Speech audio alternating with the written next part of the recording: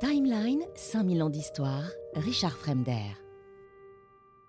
À la toute fin du troisième millénaire, après plusieurs décennies d'efforts, Mentuhotep II est en mesure de se proclamer roi de Haute et de Basse-Égypte. Il domine réellement le nord et le sud de l'ancien royaume memphite et se pose comme le héros providentiel, celui qui ressuscite l'ancienne monarchie. Il lui reste maintenant à élever sa royauté nouvelle à la hauteur du modèle historique qu'elle prétend égaler. Cette tâche revient aux lettrés, justement, qui entourent les premiers pharaons thébains. Ils réécrivent entièrement l'histoire de l'obscure lignée de potentats dont est issu Mentuhotep II pour placer le nouveau maître du pays réunifié dans les pas de Snéfrou et Téti. La nouvelle histoire officielle attribue le titre de pharaon à Mentuhotep Ier, fils putatif d'Antef l'Ancien. J'espère que vous suivez. Cette falsification sera par la suite reprise dans plusieurs listes royales jusqu'à Manéthon. Elle s'emploie à noircir l'histoire de la première période intermédiaire, la faisant passer pour une période de chaos et de désintégration politique et morale du pays. En accentuant le contraste entre un passé anarchique et un présent pacifié, les auteurs de la cour renforcent la légitimité de la monarchie thébaine naissante et forgent la légende noire d'une période intermédiaire, l'assimilant à la disparition de l'ordre cosmique et au règne du chaos primordial. Cette vision est ensuite transmise de génération en génération jusqu'aux auteurs grecs et latins et arrive finalement dans les livres d'histoire de notre monde contemporain. Elle n'est remise en cause que depuis une vingtaine d'années, grâce aux nouvelles données de l'archéologie et aussi à l'ouverture d'esprit d'une nouvelle génération de chercheurs, il ne faut pas se le cacher. Ils sont maintenant en mesure d'écrire une nouvelle histoire de la première période intermédiaire, plus proche de la réalité, proche de ce que je viens de vous raconter. Vous l'avez compris, la première période intermédiaire débute donc avec la chute de la monarchie memphite vers 2400 avant notre ère. C'est la conséquence de la désagrégation du pouvoir royal à la fin de l'Ancien Empire.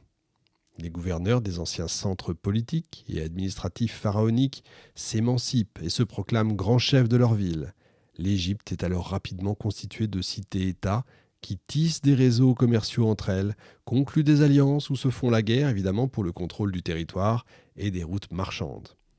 Les prêtres, eux aussi, s'émancipent et s'enrichissent. Après la disparition du pharaon, celui qui servait d'intermédiaire entre les dieux et les hommes, il s'érige comme seul interlocuteur, si vous préférez, avec les divinités. Définir une chronologie exacte de cette période demeure encore aujourd'hui extrêmement délicat parce que les égyptologues ne peuvent s'appuyer que sur les listes royales officielles. Et puis encore une fois, tout dépend de l'endroit dont on parle. Or, ces listes sont élaborées uniquement pour la célébration du culte des ancêtres des grandes familles locales. Elles ne tiennent que des personnalités provinciales qui ont été proclamées rois des siècles plus tard. Les listes royales recensent environ 25 rois sur une période de 30 ans. Ajoutons à ça les listes de Manéthon ou Manéthon, qui évoquent une succession de 70 rois en 70 jours. Certains égyptologues supposent l'existence de dynasties parallèles, voire même des imposteurs. Les grandes familles de notables locaux profitent de l'affaiblissement du pouvoir central, grâce notamment au statut héréditaire des charges royales les plus importantes. Vous savez, on retrouvera ça dans la féodalité occidentale. Ces charges devenant familiales, les élites constituent leur propre cour, reproduisant à une échelle inférieure évidemment le système pharaonique. Certains potentats locaux s'autoproclament même pharaons, même si leur royaume, entre guillemets, ne dépasse pas les limites de leur ville d'origine.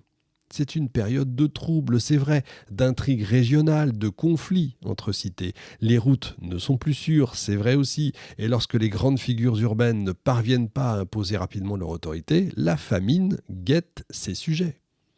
De cette embrouillamini des cités-États, deux villes majeures vont se détacher, elles vont étendre leur pouvoir et s'affronter pour le contrôle de l'ensemble du pays. Vous l'avez compris, Thèbes et Héracléopolis. Finalement, c'est Thèbes qui prend le dessus et qui parvient à réunifier le pays égyptien, donnant naissance à la 11e dynastie. La conquête de l'ensemble du pays permet à Thèbes de devenir le centre de la nouvelle monarchie égyptienne unitaire. Si les nouveaux maîtres du pays fondent leur légitimité sur l'héritage de l'ancienne monarchie memphite, ils vont régner sur une société qui n'est plus celle de l'ancien empire. Les souverains thébains sont contraints de s'appuyer sur les grandes familles locales qui règnent sur les villes et monopolisent les routes commerciales. Les pharaons du 2e millénaire devront désormais composer avec ces potentats provinciaux.